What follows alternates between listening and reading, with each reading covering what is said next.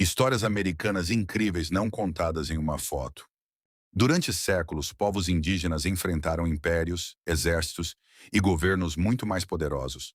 Muitos perderam suas terras, outros desapareceram.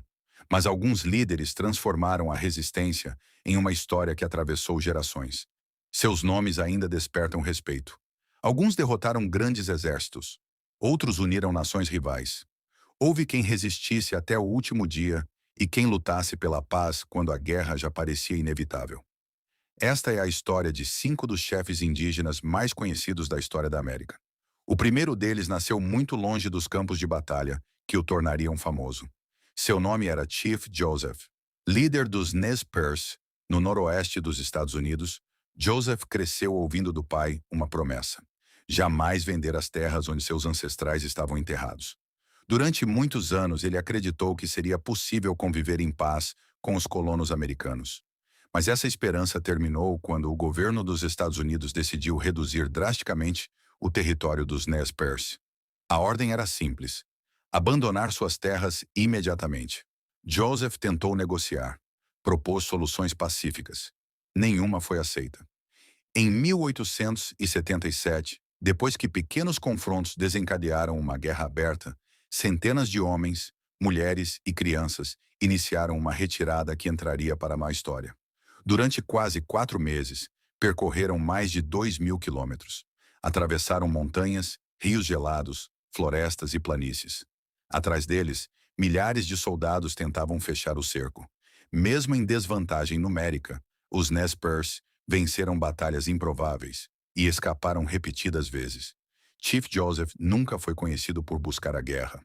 Sua maior qualidade era manter seu povo unido enquanto tudo ao redor desmoronava.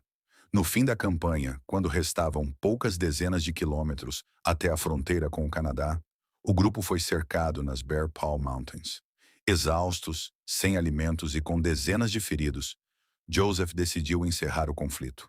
Seu discurso entraria para uma história: de onde o sol está agora, não lutarei mais para sempre. Até hoje, Chief Joseph é lembrado como símbolo de coragem, dignidade e resistência. Mas enquanto Joseph tentava salvar seu povo no noroeste, outro líder indígena já havia se tornado um pesadelo para o exército americano nas grandes planícies. Seu nome era Sitting Bull. Líder espiritual e político dos Lakota Sioux, Sitting Bull acreditava que nenhum povo deveria abrir mão de suas terras. Ao contrário de muitos chefes que aceitavam negociar reservas, ele defendia que os tratados firmados com os Estados Unidos estavam sendo constantemente desrespeitados. Quando o ouro foi descoberto nas Colinas Negras, milhares de garimpeiros invadiram uma região considerada sagrada pelos Lakota. O governo tentou comprá-la. Sitting Bull recusou. A tensão aumentou rapidamente. Em 1876, milhares de guerreiros Sioux e Cheyenne reuniram-se em um enorme acampamento às margens do rio Little Bighorn. Ali aconteceria uma das batalhas mais famosas da história americana. O tenente-coronel George Armstrong Custer acreditava enfrentar apenas um pequeno grupo indígena. Na realidade, encontrou uma força muito maior. Sob a liderança de chefes como Sitting Bull e Crazy Horse, os guerreiros cercaram completamente o destacamento de Custer. Nenhum soldado daquele grupo sobreviveu. A derrota chocou todo o país. Durante semanas, jornais americanos publicaram manchetes, tentando explicar como um dos oficiais mais famosos do exército havia sido derrotado. Sitting Bull transformou-se em símbolo da resistência indígena. Sua vitória, porém, teve um preço. O governo enviou ainda mais tropas para as grandes planícies. Nos anos seguintes, a pressão militar tornou-se insustentável. Sitting Bull buscou refúgio no Canadá, retornando anos depois. Em 1890, acabou morto durante uma tentativa de prisão. Sua morte marcou o fim de uma era. Mas outro guerreiro já havia construído uma reputação que atravessaria fronteiras. Seu nome inspiraria livros, filmes e documentários por mais de um século. Chamavam-no de Jerônimo. Jerônimo nasceu entre os Apache Chiricahua, em uma região que hoje pertence ao Arizona e ao Novo México. Seu verdadeiro nome era Goiaué, que significa aquele que boceja. O apelido Jerônimo teria surgido entre soldados mexicanos durante os confrontos, quando gritavam o nome de São Jerônimo em meio à batalha. Sua vida mudou para sempre em 1858. Enquanto estava longe do acampamento, soldados mexicanos atacaram sua aldeia. Quando voltou, encontrou sua mãe, sua esposa e seus filhos mortos. A partir daquele dia, Jerônimo jurou que jamais deixaria de lutar. Durante quase 30 anos, liderou pequenos grupos de guerreiros em ataques rápidos contra tropas mexicanas e mais tarde contra o exército dos Estados Unidos. Conhecia desertos, montanhas e cânions como ninguém. Desaparecia no meio da noite. Mudava de direção sem deixar rastros. Os soldados percorriam centenas de quilômetros apenas para descobrir que ele já estava muito distante. Sua capacidade de sobreviver em condições extremas impressionava até seus inimigos. Mesmo perseguido por milhares de soldados, Jerônimo conseguiu escapar diversas vezes. Sua captura tornou-se uma obsessão nacional. Em 1886, cercado e sem alternativas, decidiu render-se. Foi um dos últimos grandes líderes indígenas a depor as armas nos Estados Unidos. Mesmo como prisioneiro, tornou-se uma figura conhecida em todo o país. Participou de feiras, desfiles e chegou a aparecer na posse do presidente Theodore Roosevelt. Enquanto alguns chefes indígenas ficaram conhecidos por grandes batalhas, outros conseguiram algo ainda mais raro. Seu nome era Red Cloud, ou Nuvem Vermelha. Líder dos Oglala Lakota, ele percebeu que milhares de colonos atravessavam as terras indígenas para alcançar as minas de ouro de Montana.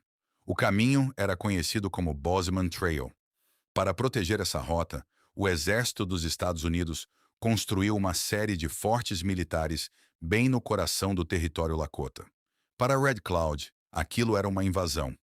Sem declarar guerra oficialmente, começou a organizar ataques constantes contra patrulhas, carroças e destacamentos militares. Seus guerreiros conheciam cada colina, cada rio e cada passagem das grandes planícies. Os soldados americanos, ao contrário, avançavam por uma terra completamente desconhecida. Durante meses, pequenas emboscadas desgastaram o exército. Mas o golpe mais impressionante ainda estava por vir. Em dezembro de 1866, o capitão William Fetterman recebeu a missão de perseguir um pequeno grupo de guerreiros indígenas. O que parecia uma missão simples era, na verdade, uma armadilha cuidadosamente planejada. Os guerreiros atraíram os soldados para longe do forte. Quando atravessaram uma colina, centenas de Lakotas, Cheyennes e Araparros apareceram de todos os lados. Em poucos minutos, todos os 80 soldados foram mortos. O episódio ficou conhecido como o Massacre de Fetterman. Foi a pior derrota do exército americano nas grandes planícies até aquele momento. Os ataques continuaram. Comboios desapareciam. Mensageiros eram interceptados.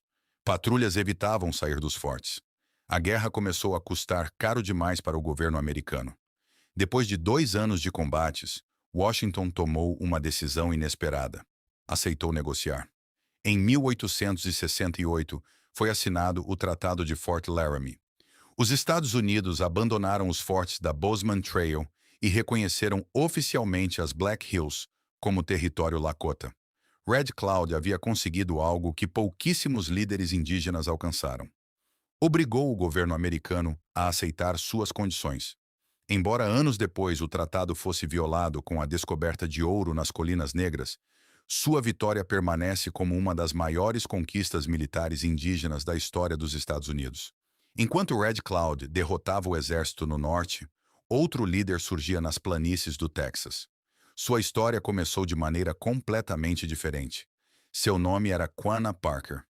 Ele nasceu entre 2 mundos. Sua mãe era Cynthia Ann Parker, uma menina branca capturada pelos Comanches quando ainda era criança.